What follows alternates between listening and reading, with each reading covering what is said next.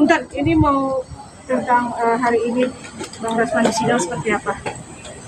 Ya, sidang itu yang tentang kekisruhan yang terjadi di PM Jakut kemarin. Nah, kakak sebagai seorang istri, terus ada info bahwa bas dari Bang Rasman dibutuhkan juga sudah. Sebenarnya gini ya, 3 tahun yang lalu tuh kita udah diskusi nih sama Rasman. Kayaknya udah deh jadi pengacara, kayak capek gitu kan pengacara. Itu udah kita omongin, nanti ya Allah nggak bohong saya. Kenapa? Karena kok sebegini banget, yang ingat nggak kita dulu tuh? Yang kasus yang kita nggak kenal dengan orang tersebut, kita fitnah sama dia, digoreng-goreng, dipanggil ke podcastnya, dan itu rata-rata tuh yang dipanggil ke podcastnya itu orang mantan-mantan bekerja dengan kami, yang itu dibayar, ingat dibayar, mereka itu buat menfitnah abang. Kenapa? Karena saya tahu dari driver saya yang lagi bekerja 8 tahun sama kami, dia setia. Jadi dia bilang, saya diajakin nih ke podcast yang anu gitu, ngapain dibayar 3.000 kayak gitu. Nanti kalau misalnya setelah itu kami dikasih pekerjaan. Nah, itu kok sebegini sekali kah? Air mana kita tuh? dibeginian. Air mana? Oh. Nah, dan prosesnya dari CNN mana awal CNN? Bang Rasman menerima klien si Putri Iklimah Kim ini, itu saya tahu. Kenapa saya tahu? Karena saya itu selalu mendampingi Bang Rasman. Siapa aja kliennya, pokoknya kalau ditanya dengan klien Bang Rasman, semua pasti terkenal dengan saya. Kan dari awal penerimaan, tanda tangan kuasa, pendampingan di persidangan, luar kota, pasti saya ikut, tahu gitu loh. Makanya saya di sini tahu benar bagaimana Bang Rasman pada saat ini situasinya gitu. Dan kemarin yang terjadi waktu itu saya rasa itu adalah akumulasi dari yang selama ini ketertekanan Bang Rasman. Kenapa? Karena beliau itu nggak salah gitu loh.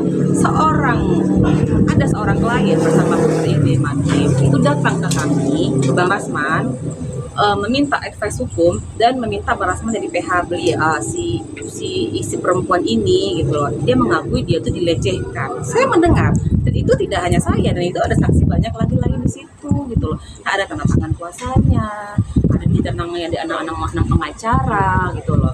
Terus kemudian apalagi di Kementerian PPA, di situ dia menangis, di situ mengadu dengan Kementerian PPA. Dan kami juga Bang Rasman juga kaget kan, ternyata apa yang dibilang sama Bang Rasman lebih parah lagi yang di Kementerian PPA tersebut gitu. Maka kaget, oh ternyata begini sedemikian rupanya dia beginiin gitu loh si Putri ini kan. Nah kemudian ada tekanan lagi, si Putri ini kan mencoba percobaan bunuh diri kan, dan itu dikirim ke kita foto-fotonya, tangannya, lehernya, segala macam. Nah itu ada buktinya semua, dan itu ditutup oleh pihak kepolisian itu. Dari situ aja kita udah mencium bau-bau yang memang ini suatu kasus yang dipaksakan gitu loh. Nah makanya saya ketika Bang Rasman seperti itu, saya merasakan emosi yang dirasakannya, karena gimana lagi dia mau dapat keadilan yang benar-benar jujur gitu loh, kalau nggak di pengadilan ini gitu. Dan awalnya pengadilan itu kan penetapannya kan persidangan terbuka, dan makanya juga datang kan, dan itu terbuka kan, boleh live kan. Kenapa di saat sidang yang keempat ini khusus si HPH itu tidak boleh terbuka sidangnya gitu. Dan saya nggak malu, kami keluarga tidak ada malu sedikit pun, tidak khawatir sedikit, tidak ada, karena kami tahu bagaimana kedudukan Bang Rasman sekarang ini gitu. Dan itu beliau tidak salah sama sekali, jadi hanya dikriminalisasi gitu. Tapi khawatir artinya Bang Rasman kan banyak mendapatkan serangan dan juga laporan-laporan polisian juga ini sebagai seorang istri yang selalu setia nih setiap saat mendampingi. Ya, saya khawatir pasti ya, yang lebih tahu hukum itu kan beliau kan. Saya hanya memberi support, doa untuk Bang Rasman agar semua ini cepat terselesaikan, diperlihatkan oleh Allah bahwa kebenaran itu ada di Bang Rasman. Dapat makan kurang. Tapi sempat ini nggak sebagai seorang istri semacam ngobrol nggak sih ketika apa sedang menghadapi masalah besarnya Tahu kan ini siapa? dijadikan tempat ini nggak sih curhat sama Bang Rasman? Oh kita itu memang setiap harinya seperti itu, bangun tidur pasti kita berbicara, kita mau tidur kita juga tetap komunikasi apa-apa di langkah ini, kita selalu komunikasi, selalu beritahu apapun itu masalahnya, apapun itu kegiatan yang akan ke depan kita lakukan, rencana kita pasti akan berbicara. Tapi selalu mendukung apa yang dilakukan Bang Rasman. Saya selalu support. Kenapa? Saya bilang tadi, saya tahu posisi Bang Rasman itu tidak salah. Tapi hanya mungkin karena dengan cara dia, sikap dia, mungkin kan makanya para netizen melihat kok ini ke anak segala macam. Padahal itu tidak. Pak Rasman itu menangani seorang klien itu sangat tahu. Saya tuh tahu banget Bang Rasman. Dengan saya sendiri nggak protes kan, gue capek ini enggak, dia nggak mau. Nah itu kenapa Bang Rasman agak kecewa, maksudnya gini, dia bisa menolong orang. Contohnya Richard Lee, ingat nggak Richard Lee? Pagi-pagi dia di Palembang di rumahnya, dia diangkat, digotong, dan dibawa ke Jakarta dan dimasukkan ke itu kan. Nah malamnya Bang Rasman datang dan Bang Rasman berhasil untuk membebaskan si Richard Lee ini gitu loh. Kenapa dengan saya yang benar-benar saya itu tidak salah, saya sendiri tidak bisa gitu loh. Ada apa ini? Padahal kita tahu, semua tahu itu tuh buktinya lengkap sekali gitu loh. Kenapa ini dipaksakan seperti itu?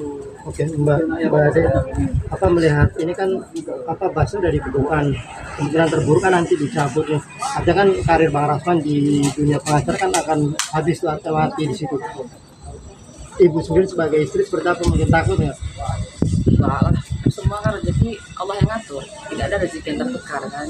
Mungkin Allah ada yang lain, tapi begini, kita tahu Pak Rasman kan udah, ini anaknya 3 dokter kan udah, yang 2 udah selesai, 1 udah.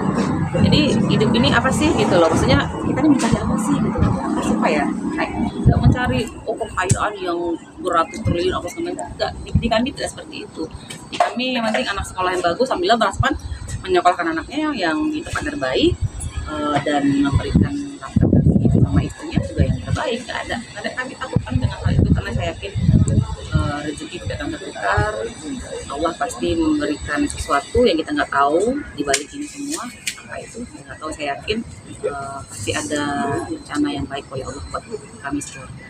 Mbak sempat ini nggak sih sebagai seorang istri stres atau depresi karena ternyata banyak yang menghujat, bahkan netizen banyak di seluruh Indonesia, bahkan sampai Bang Rasman keluar keinginan untuk pergi dari Indonesia. Iya, kalau itu bukan karena netizen, enggak, karena hukum Indonesia ini, karena hukum ini loh, kok seorang Bang Rasman aja yang ngerti hukum dibeginikan, apalagi orang biasa gitu loh. Makanya kok nggak adil banget bagi dia, kayaknya Indonesia kok bukan pokoknya oknum itu lah, di hukum oknum itu lah ya, kok sebegininya dengan saya gitu loh. Jadi kayaknya lebih enak ke itu deh, kita karena Bang Rasman kan kuliahnya kan di Malaysia, jadi kita kan juga sering bolak-balik ya, tapi sapinya juga sering kan. Nah jadi apakah nggak pindah ke sini aja gitu kan, kayaknya lebih nyaman di sini, di luar Indonesia ini gitu loh. Kayaknya ada keinginan seperti itu gitu. Kalau netizen mah enggak lah, Bang Rasman paling kuat lah, nggak pernah dia mikir soal netizen, mau bukan nggak kenal juga sama dia, sama netizen juga nggak pernah, nggak minta makan sama netizen kan gitu. Jadi kita hidupkan dari Indonesia juga kan gitu. Ya, Bang Rasman kan kalau Mbak sendiri terganggu nggak sih dengan hujatan atau ini? Kalau saya awalnya terganggu dulu pertama-tama kali itu masih kaget sampai saya pindah ke Medan waktu itu kan, karena dikocar terus, saya nggak kenal sama orang tersebut, kaget lah saya kan. Emang bisa terganggu dengan sama anak, sudah terganggu pada waktu itu, makanya kita pindah. Tapi lama-lama oh ternyata komen-komen yang begini ini memang sangat buruk nih. Ada yang tim buzzernya, ada yang ya kita tahu lah bagaimana yang kaitannya orang SDM rendah, bagaimana cara ngomong, bagaimana. Terakhir saya juga tidak mengusirkan seperti itu.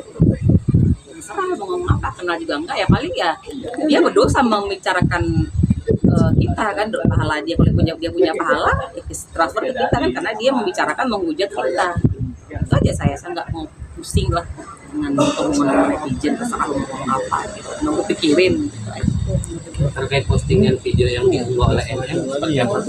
Video yang Saya nggak tahu. Jadi video yang